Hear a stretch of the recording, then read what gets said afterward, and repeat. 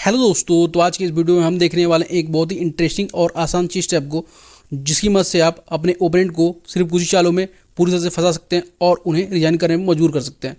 तो इस टैप का नाम है सिसिलियन डिफेंस ट्रैप और इस टैप को वाइट मोड के साथ खेला जाता है। तो चलिए देखते हैं इस टैप को और समझते हैं इसे कैसे खेलते हैं।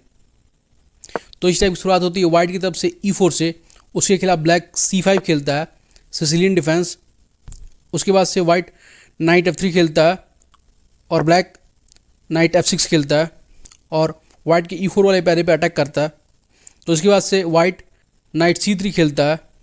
और फिर ब्लैक E6 खेलता है और फिर वाइट D4 खेलता है और ब्लैक के C5 पैरे पे अटैक करता है। तो यहाँ पे ब्लैक अपने C5 पैरे से वाइट के D4 पैरे को कैप्चर करता है और फिर इस पोजीशन में वाइट अपने नाइट से इस D4 वाले पैरे को रिकैप्चर करता है और फिर ब्लैक बिशप B4 खेलता है और वाइट के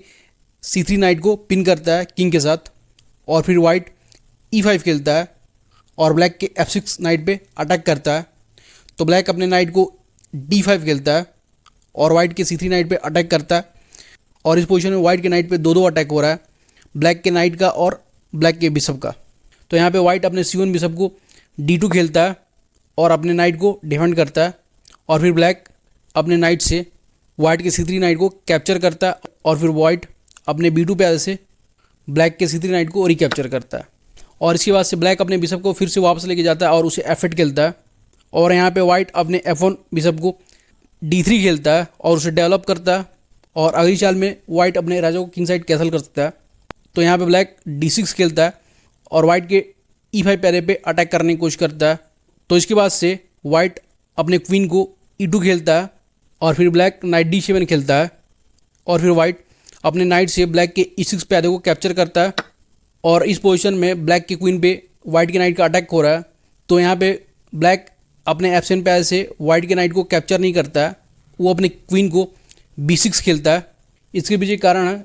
कि इस पोजीशन में अगर ब्लैक अपने F7 पैर से वाइट के नाइट को कैप्चर करता है E6 पे, तो यहाँ पे इस चाल के बाद से वाइट अपने क्वीन को H5 खेलेगा और ब्लैक के किंग को चेक जाएगा। तो यहाँ पे ब्लैक इस चेक को रोकने के लिए अपने किंग को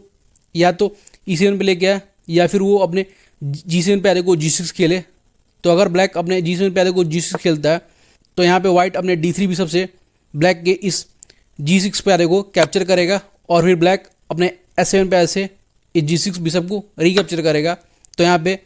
वाइट अपने क्वीन से इस G6 पैरे को कैप्चर करेगा। तो इसी के साथ ब्लैक के किंग पे वाइट की क्वीन का फिर से चेक जाएगा। तो यहाँ पे ब्लैक को मजबूरन अपने किंग को E7 खेलना पड़ेगा और इस चाल के बाद से वाइट अपने D2 बिशप को G5 खेलेगा और ब्लैक के किंग को फिर से चेक देगा। और यहाँ पे ब्लैक के पास सिर्फ एक ऑप्शन है कि वो अपने नाइट को F6 खेले और इसके बाद से वाइट अपने क्वीन से इस नाइट को F6 पे कैप्चर करेगा और ब्लैक के किंग पे फिर से चेक जाएगा।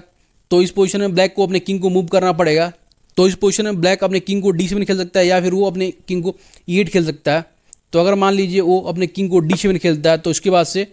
वाइट अपने क्वीन से D8 पे जाके ब्लैक के क्वीन को कैप्चर कर लिया और इस पोजीशन में वाइट का जो गेम है बेटर रहेगा ब्लैक से और वाइट इस गेम को बहुत ही आसानी से जीत जाएगा। तो इसलिए इस पोजीशन में ब्लैक अपने क्वीन को पहले इस खाने से हटाता है और उसे B6 खेलता है और इस चाल के बाद से वाइट अपने नाइट से C7 में जाके ब्लैक के किंग को चेक देता है और ब्लैक के रुक को फॉक करता है किंग के साथ। और इस पोजीशन में ब्लैक अपने क्वीन से इस नाइट को कैप्चर नहीं कर सकता, क्योंकि अगर ब्लैक अपने क्वीन से इस नाइट को कैप्चर करता है तो उसके बाद से वाइट अपने E5 पैर से इस D6 पैर को कैप्चर करेगा और इस चाल के बाद से ब्लैक के किंग के ऊपर वाइट के क्वीन का डायरेक्ट अटैक हो रहा है। तो यहाँ पे ब्लैक को अपने किंग को मूव करना होगा और इसी के साथ ब्लैक का जो क्वीन है वो फ्री में वाइट को कैप्चर करने को मिल जाता है और इस पोजीशन में ही ब्लैक का जो क्वीन है कैप्चर हो जाएगा और वाइट इस गेम को बहुत ही आसानी जीत जाएगा। तो इसलिए इस पोजीशन में ब्लैक इस नाइट को कैप्चर नहीं कर सकता है। तो यहाँ पे ब्लैक अपने किंग को पहले D8 खेलेगा और उसके बाद से इस नाइट को कैप्चर करने की कोशिश करेगा। तो यहाँ पे वाइट अपने नाइट से इस A8 पे रुक को कैप्चर कर लेगा इस पोजीशन में और इसी के साथ वाइट रुक अप हो जाएगा और वाइट का जो गेम है बेटर रहेगा ब्लैक से इस पोजीशन में। तो आपको ये चेस स्टेप अच्छा लगा होगा, क्योंकि इस स्टेप में वाइट पूरी तरह से ब्लैक के ऊपर हावी था शुरू से लेकर अंत तक, जिसकी मदद से आप अपने ओपनर को पूरी तरह दबाव में रखते हैं और सिसिलियन डिफेंस ओपनिंग खेलते समय आप इस स्टेप का बहुत ही अच्छे से उपयोग कर सकते हैं। तो अगर आपको ये ट्रैप अच्छा लगा तो इस वीडियो को लाइक करिए और हमारे यूट्यूब चैनल को सब्सक्राइब करिए। धन्यवाद दोस्तों।